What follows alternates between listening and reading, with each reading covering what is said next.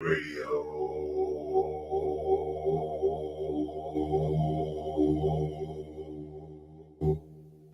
your small business experienced property damage? Apply for the Storefront Repair Fund to receive a $2,000 grant to help cover storefront repair costs. The Seattle Office of Economic Development is investing nearly $2 million to help businesses recover from the economic impacts caused by damages to their storefronts. Grants will help cover costs such as broken windows, broken doors, broken locks, and etching on windows. Applications will remain open until all funding is awarded. Application assistance is available in multiple languages at 206-684-8090. For more information and to apply for the Storefront Repair Fund, go to seattle.gov/economic development.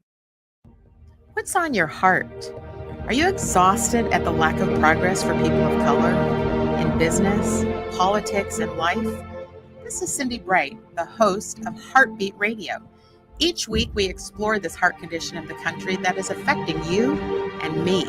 We have real conversations about what's necessary for change. It's time to change this dialogue. Will you join this Heartbeat weekly, Wednesdays at 7 p.m. on Rainier Avenue Radio? Mga kaibigan, ito po si Kuya Bert Kawili. And this is Miles Salvador from Australia. And I'm Norb Kawili, also known as Norbcam. Kung gusto niyo po ang latest news and events from the Philippines at yung local Filipino community, Radio po. We play Filipino music and interview guests from all around the world. And I'll keep you updated on the latest Seahawks and sports news. Kaya always tune in. Radio every Tuesday, 1 to 2:30 p.m. Pacific Time on Rainier Avenue Radio App. And in YouTube and Facebook. Salamat po. Dealing with COVID-19 is uncharted territory, and everyone has different challenges. People may feel anxious, down, or overwhelmed. For some, these feelings can lead to changes in sleep patterns, an increased use of alcohol or drugs, or withdrawing from the people around them. If you know someone who's having a hard time coping, you can help by reaching out to talk and listen. To learn more about how you can help someone in need, call the Suicide Prevention Lifeline at 800-273-TALK. Brought to you by the state of Washington. This is Paul Pearson, host of Star Time. And when I'm not stopping a Mercer Island street brawl, I'm listening to Rainier Avenue Radio.world. Yo! What up, though? I got to talk. I got to tell what I feel. I got to talk about my life as I see it. All right, then. It's time for you to bring it to the table. Turn up your radio wherever you at. We about to bring it. Street Beat with Tony B. For the next hour, Tony B will give you a chance to tackle local, national, and international issues that affect your community. Street Beat. Street Beat. Tony.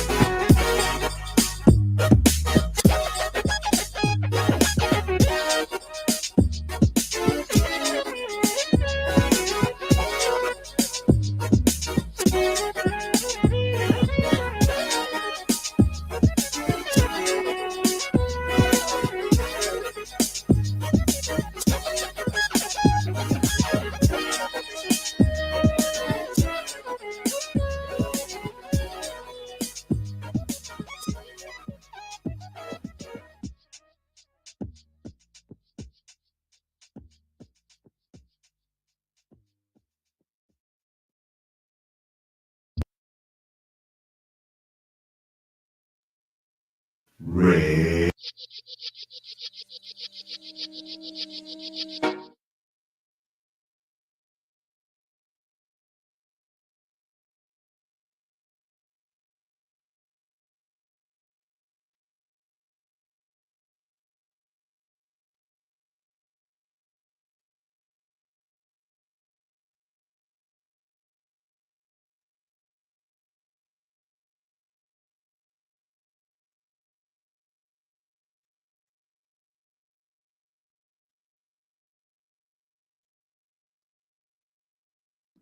One, two, 1, 2.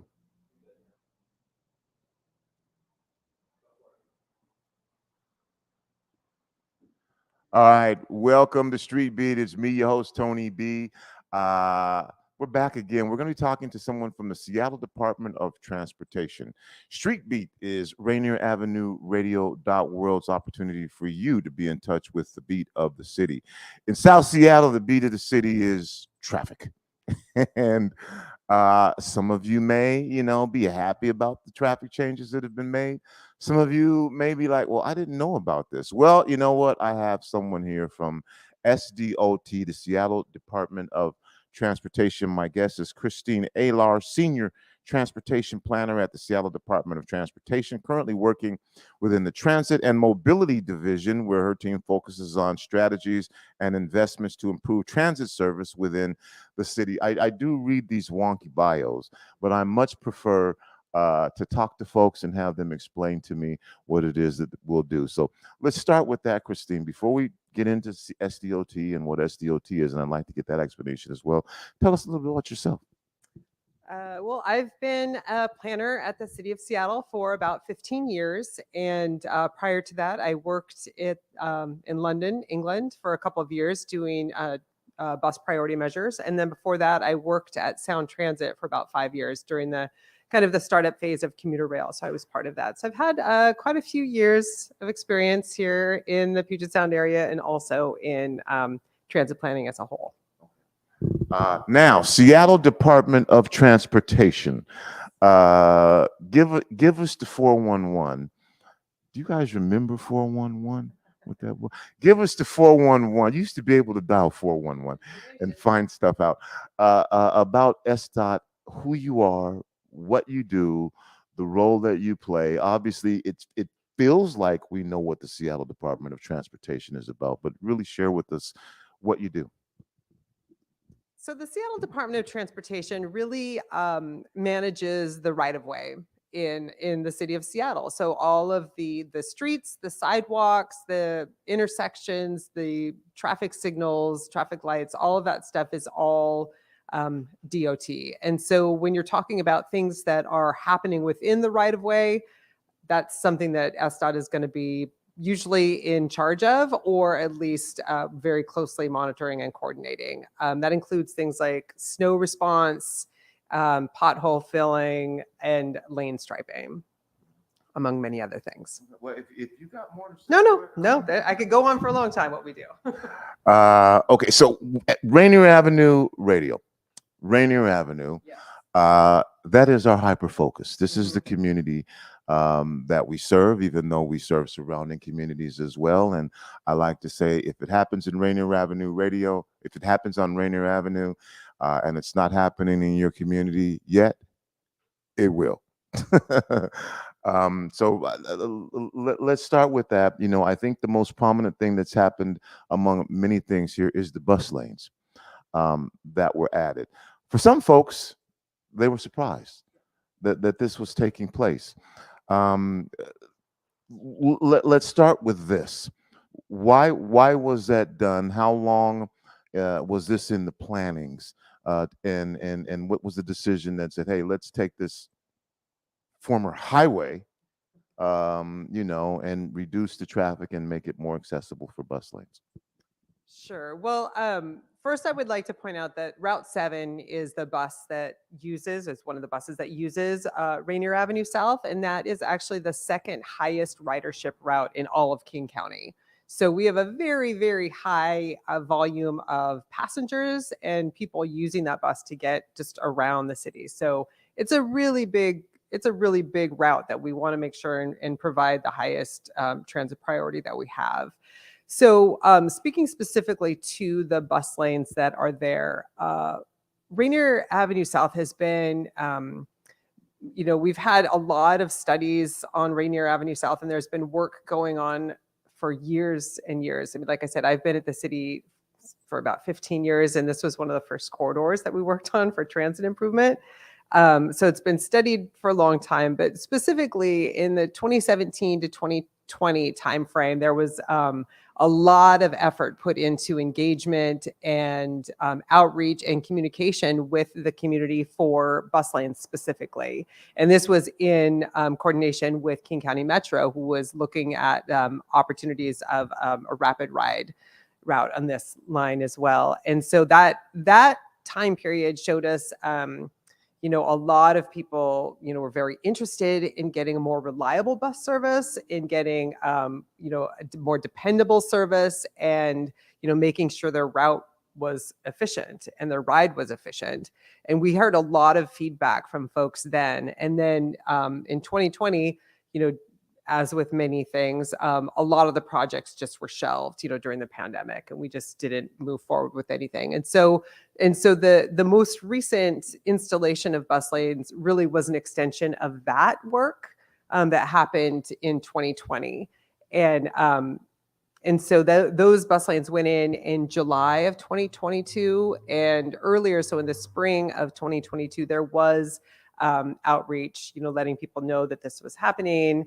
Letting we had some blog posts and some media, and did some door-to-door, and some flyers were mailed out. I think there was about 12,000 flyers sent out in the adjacent properties around where the bus lanes went in. And it was just sort of relating it back, like, we've heard this from the community. We're in a better position now to move ahead with this programming. Here's what you need to know, and this is when it's going to happen. And so there was quite a bit of work and intentional outreach with these bus lanes. Now, first of all, thank you for coming here. And as a representative of the community, you're in the hot seat. Yes, I am. And explain to us, how what the benefits are of these bus only lanes. Because for a lot of people who live in this community, it's okay. Well, it's harder to get home.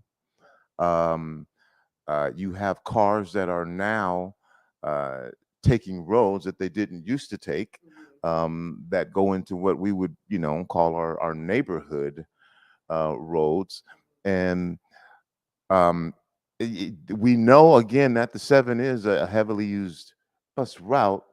But what are the benefits of having bus only lanes? And I'm sure for those who are taking the bus, they have some of the same questions. Maybe it's resulting in faster. I don't know. You tell me. Sure. Well, some of the benefits of bus lanes in general is that they separate the buses from regular traffic, and so they do not get slowed down by congestion. And so it's a very dependable service. You always know how long it's going to take, which makes it a lot more appealing to ride the bus. So that's probably the biggest difference. It's just separating it from traffic. Now, on this particular corridor, we had, again, in 2020, we had the opportunity during the pandemic to look at how different routes were performing, and which routes were still during the pandemic, carrying a high volume of passengers. And again, the Route 7 sort of rose to the top. And so we were able to identify that, our essential workers and our real solid transit rider base were still riding the bus. And this is the group that we want to make sure to give the very highest transit priority to these groups. It's serving neighborhoods and populations that really use the bus a lot. Now, the other benefit of bus lanes is really is sort of one of the tenets of safety, for traffic calming. Giving buses its own lane, for professional drivers to be able to use the curb lane, and then general traffic being sort of in their other lanes separated from that, and traffic calming measures. And so, like, the curb lane can be sort of the safest place, closer to the sidewalk. And so and then also just like I said before, I think keeping transit moving and making it an appealing option, and making it something that people would be willing to try. If they know it's going to be dependable, they know it's going to be reliable, it's a much more appealing option than whether, if it's like, oh, well, it's just going to get stuck in traffic with the rest of the cars. So why bother? That's a big part. You are listening to Street Beat on Rainier Avenue Radio World. It's me, your host, Tony B. My guest is Christine Alar, Senior Transportation Planner at the Seattle Department of Transportation. That's what we're talking about, and we're hyper-focusing on Rainier Avenue. We're hyper-focusing on South Seattle, and specifically the bus lanes. Now, I mentioned that Rainier used to be basically a highway. And a main thoroughfare. I like to say you can get anywhere from Rainier Avenue. You can go east, you can get on I-5, you can go south. But at the same time, I don't disagree that traffic, in particular where we're at right now in Columbia City, at times was just ridiculous, and it really wasn't safe. So I agree with the concept of slowing traffic down, to make it more safe. But with the bus lanes, if the goal is to be efficient, what does that efficiently look like? How is that making a difference? And if I'm going to be real specific, if you're catching the bus, how much time are you saving, by having the bus lanes added? Sure. Thank you for that. Teed it up perfectly. So we've done some modeling, actually a lot of modeling on different options and different transit priority measures that can be implemented on this segment. And what we found is generally looking at, a continuous bus lane from, Alaska up to close to I-90 would save about, 5 to 6 minutes for a transit rider. And that's a big savings, looking at about 53% time savings on that corridor. And not just being a time savings, but also knowing that it's always going to be there, and I think that's the key, because nothing is more frustrating than sort of, depending on something and having it, be, inconsistent. And that's what we're really focusing on, like reliable transit service. But we also do get a pretty big time savings from this as well. So all of this, I'm just saying, you save about 5 or 6 minutes. Yeah. And you know what? And I'll let you determine whether that's important to you or not. So some of you may say, I need that 5 minutes. I need that 6 minutes. Again, you're listening to me, Tony B. My guest is Christine Alar. So right now it extends, at least going northbound, to Walden, I think it is. And I think I just heard you say potentially I-90 is tell me more, because I don't know. And if this is something that's going to happen, if it's something that's being looked at, and again, why you would say, okay, well, we think that we're going to extend this out further. Well, the section that's in now from Alaska to Walden, that is what we refer to as phase 1. And that was something that, looking at the previous outreach from 2020, that we were able to implement pretty quickly, just based on the feedback that we'd already had and the designs that had already been shared with the public. What we're working on now is what we're referring to as phase 2, and that is extending the northbound bus only lane up to close to I-90, probably not all the way. It'll be, I think Massachusetts or something, but it's we will see, in the design phase, we'll see where it makes most sense to end that. But what we're doing now is engaging in a lot of public outreach. We've sent out, over 20,000 mailers to folks along Rainier Avenue, and on that mailer was a QR code that you could scan with a survey. There's also posters up at 25 of the busiest bus stops along Rainier Avenue with a QR code that you can scan to take the survey. And this survey is just asking folks about, what do they think? Like, what are some of their concerns, and what do they think about the couple of options that we have? We have a couple of different alternatives that we're looking at, and that's what we're looking to get some feedback from folks. We also have a public meeting happening tonight, and it's a virtual public meeting that you can access through our website, just seattle.gov/transportation. There's links there to the survey. And that will be open to early to mid-November. I think it'll be available for the survey you can take that survey. And then there will be a link posted tonight to access the public meeting. It'll just be about an hour before. So the meeting starts at 5 or 5:30 tonight, and you'll be able to access the link on the website.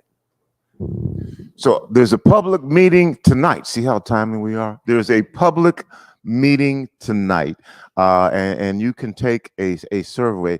At this point, what are you looking for from the community?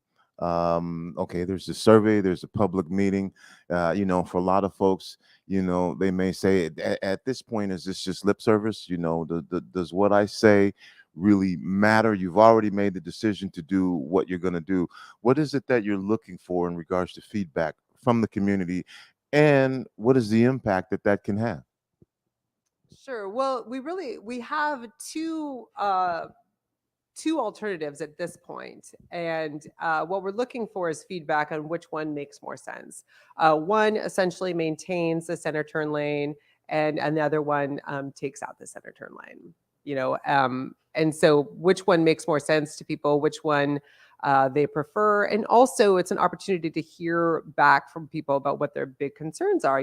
Obviously safety is a huge concern for us from the Department of Transportation. This is a corridor that's had some really unfortunate accidents and collisions, and we're trying to engineer the best we can for safety, and we want to hear from the public what their biggest concerns are as well.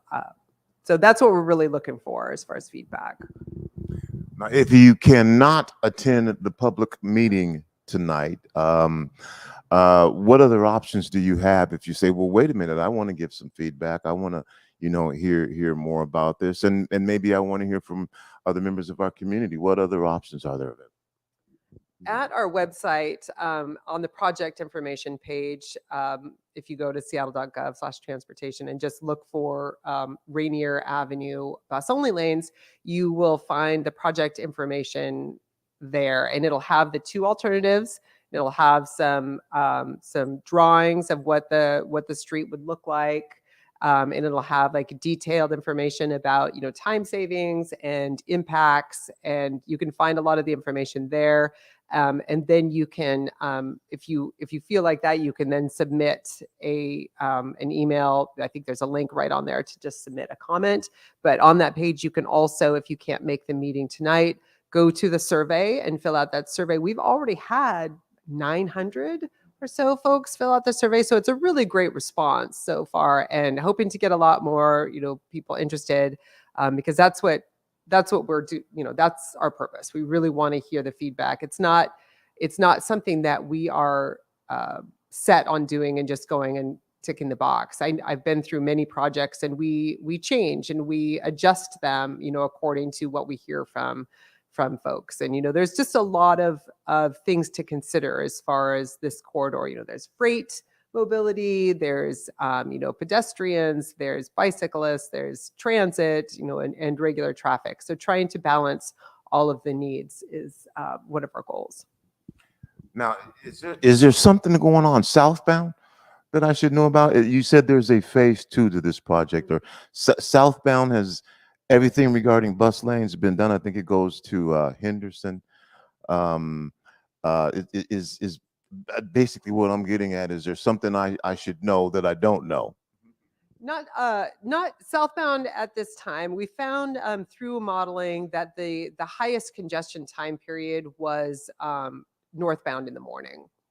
And so that was where it's a pretty tight right of way, and so it was difficult to move forward with bus lanes in both directions at this point. So this is not the end of the story for Rainier Avenue South. There's extending it, extensions past I-90, and there's always going to be improvements, but for right now, there's not an additional southbound.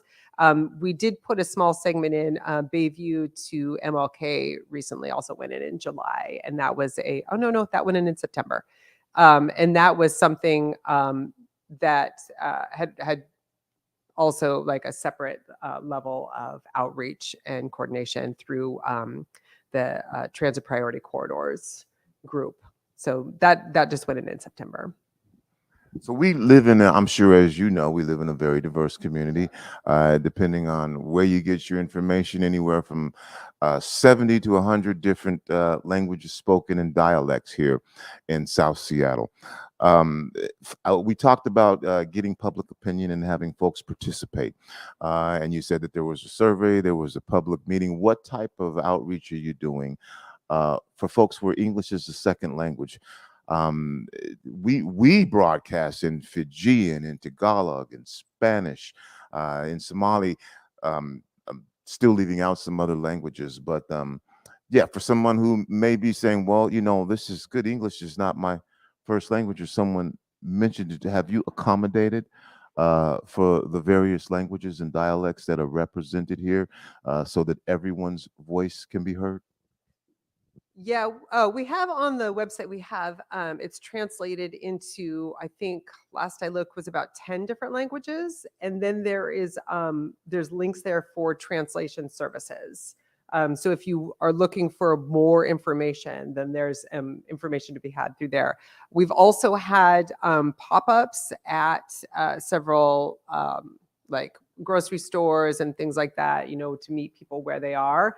And we have, as part of this project, we have 9 different community liaisons. So these are folks that are from the neighborhood and who are, you know, able to connect directly with populations, you know, that maybe we don't typically hear from, and, you know, help us sort of bridge the language barriers and get them the translation services in specific languages that they're looking for. So they've been incredibly helpful.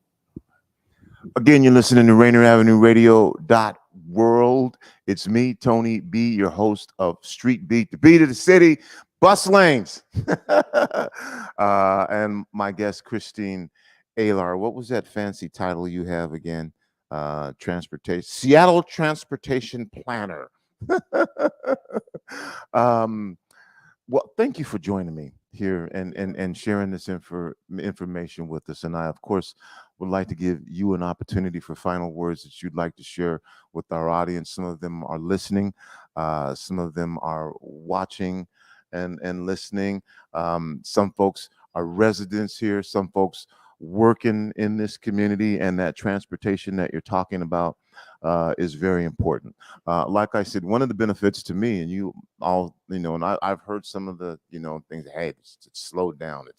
But one of the benefits to me is, you know, the accidents that were happening. I don't have the statistics on those, but I know that I'm not seeing them anymore, and that part of it is good, because at least here in Columbia City, this is an area where people live and walk. But I want to give you an opportunity for final words here to say anything that you'd like to say. What I would like to say is thank you to the residents and people in Rainier Avenue South in the outlying neighborhoods, you know, close to here, because I recognize this is a very complex corridor, and we've, you know, the city has done, you know, a lot of work on here. And if you're living in the neighborhood, you think, man, they've been out here for a long time. And I just wanted to say that we're being very intentional about that, and not just coming in and striping a lane, you know, from Alaska to I-90 and being done with it. You know, we're doing things, you know, as it makes sense. You know, as we get feedback from folks and you know, approval to do it, then we put it in small sections at a time. You know, see how this will work, and we're constantly monitoring it. I will also say that one of the things we're doing now is gathering some data on speeds in the corridor, you know, especially like by lane. So looking at how fast people are going in the curb lane, or sometimes driving in the bus lane when they shouldn't be, you know, like how is that affecting, you know, speeds of traffic? And then looking at how we could potentially, you know, address these issues. And I also just wanted to say thank you to, you know, the community liaisons and everyone who has, you know, has given us feedback on the survey, and has, you know, talked to some of our outreach folks that have been out door to door, and everything that you you folks have given us to work with. And I appreciate everybody's sort of patience with this process, and also your valuable input during this planning phase. And we look forward to working with this neighborhood and getting a safe and reliable form of transit out here. Well, again, Christine, thank you for coming by. I would be remiss if I didn't let the folks out there know who said, are you going to talk about Lake Washington Boulevard? Not going to do that right now, but somebody from SDOT can come back. Yes, yeah. And we can talk about, you know what I'm talking about, yes, Lake Washington Boulevard. Yep. And I won't get into it right now, but I do appreciate you coming. And thanks to all of you who are listening. This is our community. We need your feedback. There's, again, a public meeting tonight. And, let's give that information again for anyone. It's a virtual meeting. And if you want to participate and take part in this meeting, give your feedback. How can you get out? Seattle.gov/transportation is the main website. And you can look up Rainier Avenue bus only lanes, and that should bring you to the project page, and there will be a link posted there. You can also do a search in whatever search engine that you use for the information, and that should be posted just before the meeting starts this evening, about 5:30. All right, I want to remind everyone that tonight, right here at the Columbia City Theater, we'll be having another in our series of debates. Incumbent Damon Shadid will be here along with Najette Rose Akins. They are both running for the Municipal Court District Position 7. That debate will be here starting at 6 o'clock. Then on Thursday, we're also going to be hosting another debate, and this one will be for the 37th District Legislative Position number 2, Amijah Smith and Chapalo Street, again, right here at the Columbia City Theater. You can watch, you can listen, but you know what? If you want to come down, you can come on down here too and ask some questions and get to meet these folks. So that's what you know what? I'll throw one more out there just because I'm talking about politics. We're also going to be at Town Hall on Friday. Alex Dugdale, he's going to be performing, and this is part of the Earshot Jazz Festival, and our sponsor, presenters of the Earshot Jazz Festival as well. And I should say that the debate that we're having on Thursday is sponsored also by the NAACP as well. So give everybody a shout out. All right, that's it. Thank you for listening. It's me, Tony B. Thank you, Christine, for joining us, and we'll be back. We'll see you tonight, hopefully. We're out.